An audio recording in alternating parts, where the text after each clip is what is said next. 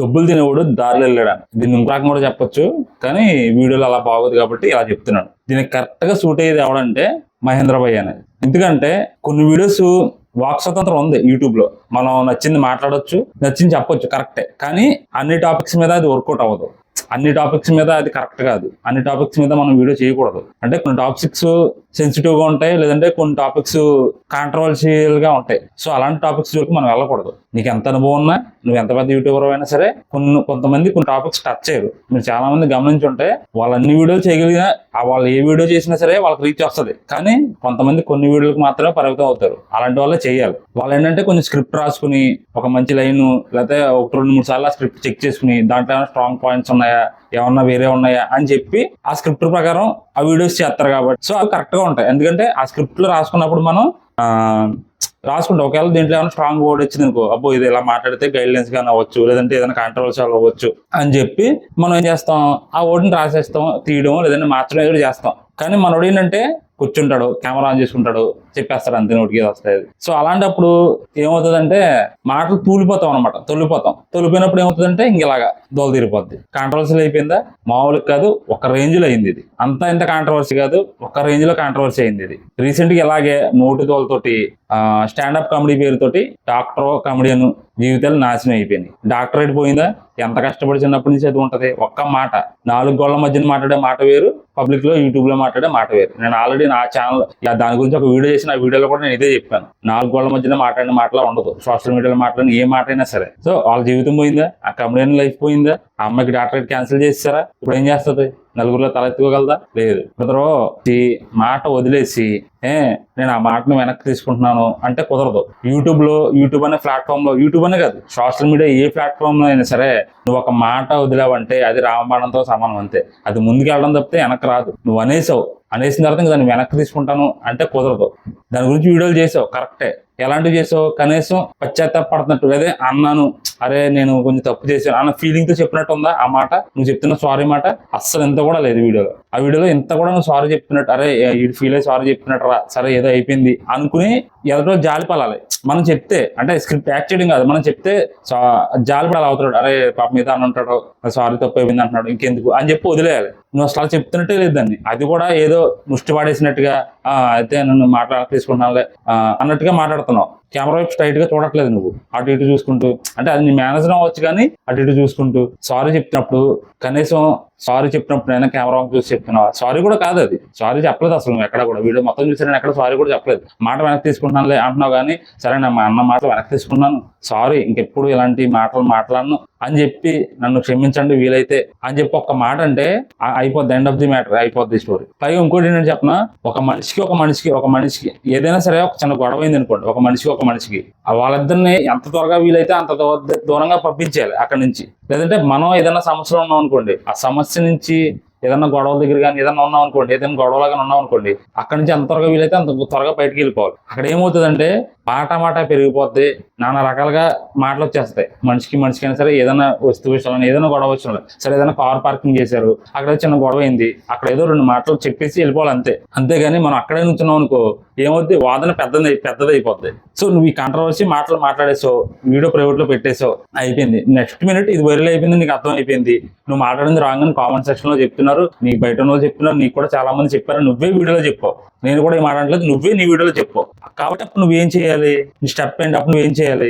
సరే సారీ అయిపోయిందండి, క్షమించమని, హానెస్ట్ గా క్షమించమని ఒక మంచి వీడియో చేసి, 5 నిమిషాలు చేస్తావు, 10 నిమిషాలు చేస్తావు, వీడియో చేసి ఒక 2 రోజులు ఈ టాపిక్ నుంచి బయటకు వెళ్ళిపోవాలి. అంటే 2 days 3 days నువ్వు ఈ టాపిక్ నుంచి బయటకు వెళ్ళిపోవాలి. మళ్ళీ రాకూడదు, వీడియోలు పెట్టకూడదు. నీకు ఏంటంటే ఎవరికి ఏదో అంటాం, నీకు ప్రొషన్ పెట్టేసి వీడియో మీద వీడియో చేసుకుంటూ వెళ్తుంటే దాంట్లో ఒక్కొక్కటి నీకు దొబ్బలు తినడానికి దారిలో వేస్తున్నావు, దొబ్బలు తినడానికి మెట్లు వేస్తున్నావు, ఒక్కొక్క దొబ్బలు ఎట్టడానికైనా దొబ్బలు తినడానికైనా. అందుకే మనకి వెళ్తాడు ఆ దొబ్బలు తినేవాడు దారిలో వెళ్ళాడని చెప్పి. అలా జరుగుతుంది అనమాట. నువ్వు చేసే ప్రతి వీడియో అలాగే జరుగుతుంది. నీ మీద దొబ్బలు పెట్టడానికి, నీకు వచ్చే కామెంట్స్ కి ఇలాగే అవుతుంది. సో నాకు తప్పు అయిపోయింది సారీ అని చెప్పి ఒక మాట చెప్పేసి నువ్వు అన్న మాట నేను ఏమన్నా తప్పు అయిపోయింది మాట పెట్టేసి ఒక వీడియో పెట్టేసి సైడ్ అయిపోయి ఉంటే నీకు ఈ గొడవ ఉండేది కాదు. సో నువ్వు మళ్ళీ వీటి గురించి ఎక్స్ప్రెషన్ వీడియో చేయడం ఇవన్నీ కొన్ని ఎక్స్ప్రెషన్ అయినా కరెక్ట్గా ఉందంటే లేదు కదా.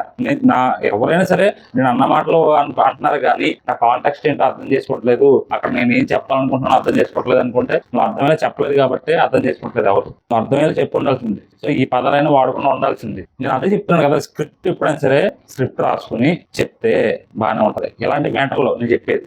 ఎందుకంటే ఇలాంటి కొంచెం కాంట్రవర్షియల్ టాపిక్లు వాటి గురించి మాట్లాడుకున్నప్పుడు చిన్నగా కనీసం ఒకసారి ఒక చిన్న పారాగ్రాఫ్ అయినా లేదంటే బుల్లెట్ పాయింట్స్ లాగైనా రాసుకుని మాట్లాడితే గమ్మున మాటలు తోలం. యూట్యూబ్ లో మాట తోలేమంటే అది ఎక్కడి నుంచి ఎక్కడికో వెళ్ళిపోతుంది. 15 seconds అంతే. నువ్వు కొద్దిగా పొద్దున్నే కూర్చున్నారు, పొద్దున్నే బ్రష్ చేయండి, యోగా చేయండి, మంచి మాటలు చెప్తే ఎవడ దేకడం. కాంట్రవర్సీ ఏదైనా కాంట్రవర్షియల్ మాట మాట్లాడితే మాత్రం అది ఖచ్చితంగా వైరల్ అవుతుంది. ఎందుకంటే మనోభావాలు దెబ్బతింటాయి. రీసెంట్ గా నేను హైదరాబాద్ వెళ్ళి వచ్చాను.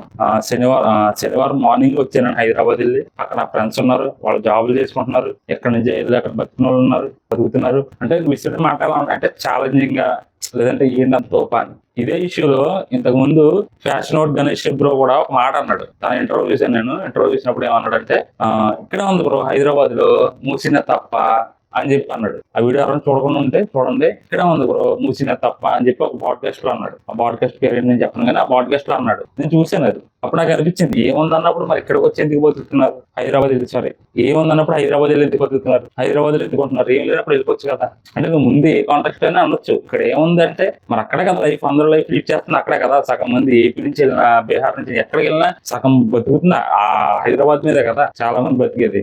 ఇక్కడ నుంచి వెళ్ళి నీకు ఏపీలో ఎంతమంది జాబ్ చేస్తున్న వాళ్ళు ఉన్నారు, ఏపీలో చదువుకుని హైదరాబాద్ ఎంతమంది జాబ్ చేస్తున్న వాళ్ళు ఉన్నారు. ఇక్కడ నుంచి ప్రతి ఒక్కరు కూడా ఏ చిన్న జాబ్ కోసం హైదరాబాద్ వెళ్ళాలి లేకపోతే బెంగళూరు వెళ్ళాలి. ఎక్కువ హైదరాబాద్ కదా నాకు తెలిసి, చాలా మందికి తెలిసి.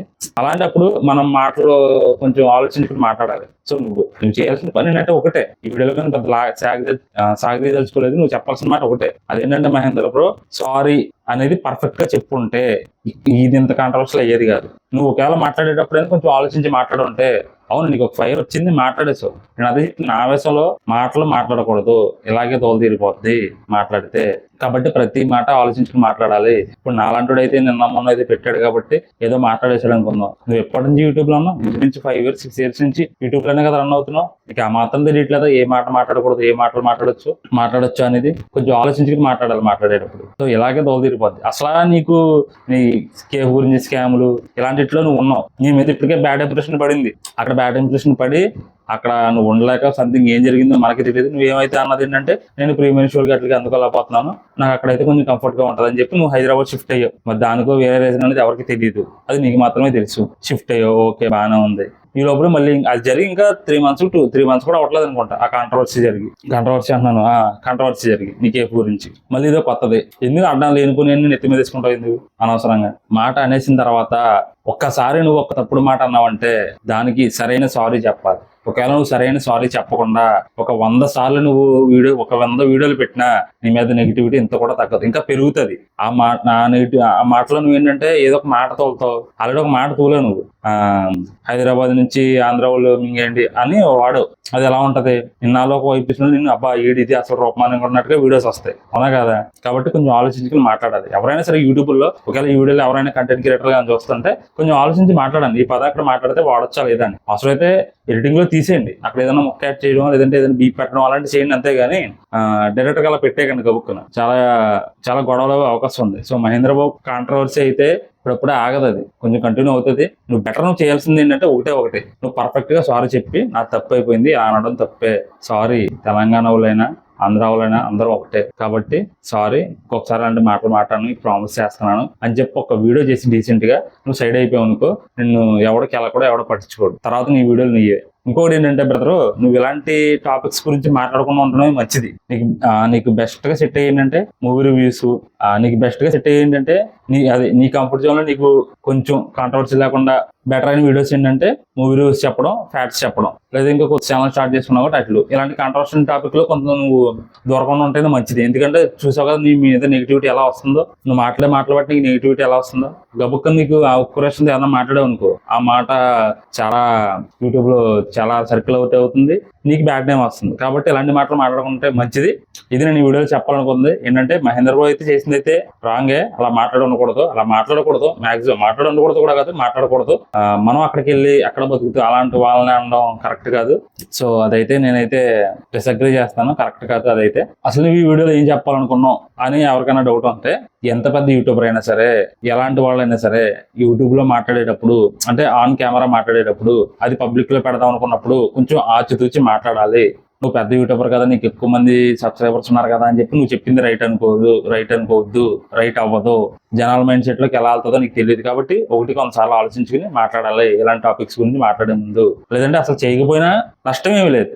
ఇంకో వీడియో చేసుకో, ఆ వీడియో దానికి తీసుకురావంటే ఇంకో వీడియో చేసుకో, దాని కాకపోతే ఇంకో దానికి వస్తాయి. ఇలాంటివి చేసి నువ్వు అనవసరంగా ట్రోల్స్ అయ్యి కాంట్రవర్సీలు అయ్యి ఎందుకు అనవసరం కదా, నీ రెస్పెక్ట్ అనేది దెబ్బతింటది కదా, నీ మీద ట్రస్ట్ అనేది పోతుంది కదా. కాబట్టి ఆలోచించుకోండి. మీరు కూడా ఎవరైనా కంటెంట్ క్రియేటర్లు ఇలాంటి వీడియో చేయాలనుకుంటే ఆలోచించుకుని చేయండి. నేను చెప్పాలనుకున్నది ఇది, నా పాయింట్ ఆఫ్ వ్యూ అయితే ఇది. ఓకేనా? ఇంకొకవేళ మీరు ఏదైనా గబుక్కుని మాట్లాడేస్తే, ఇంక్రీజ్ ఏదైనా మాట్లాడితే ఒక పోస్ట్ పెట్టో లేదంటే ఒక చిన్న వీడియో చేస్తే దానికి ప్రాపర్ గా జస్టిస్ చేసి అదే సారీ చెప్పి మీరు ఒక 2 రోజులు 3 రోజులు ఆ కాంట్రవర్సీ నుంచి పక్క వెళ్ళిపోండి. సో అది మీకు చాలా బెటర్. ఎందుకంటే మాట్లాడకుండా ఉంటేనే ఇలాంటి గురించి మాట్లాడకుండా ఉంటేనే అవతల నుంచి అలాంటి వీడియోస్ కానీ రెస్పాన్స్ కానీ రాకుండా ఉంటుంది. మనం మాట్లాడుతూ ఉంటే దానికి ఇంకో వీడియో చేస్తారు, దానికి ఇంకో వీడియో చేస్తారు, 10 వీడియోలు చేస్తారు, అలా అవుతుంది. సో మాట్లాడకుండా ఉండడం చాలా వరకు బెటర్. మనం ఏదైనా కాంట్రవర్షియల్ టాపిక్ అయినప్పుడు నువ్వు ఈ ఎక్స్ప్రెషన్ ఏదో నువ్వు ఇచ్చేసి ఇంకెళ్ళిపోవాలంతే. దాని మీద వీడియోలు చేస్తూ కూర్చుంటే నీ పరువే పొద్ది, నీకే రీచ్ తగ్గుద్ది, అనవసరమైన తలనొప్పి. కాబట్టి ఆలోచించుకోండి. ఇది నేను ఈ వీడియో చెప్పాలనుకుంది. మీకు అర్థమైంది అనుకుంటున్నాను. నా పేరు రాజా. నెక్స్ట్ వీడియోలో కలుద్దాం. బై.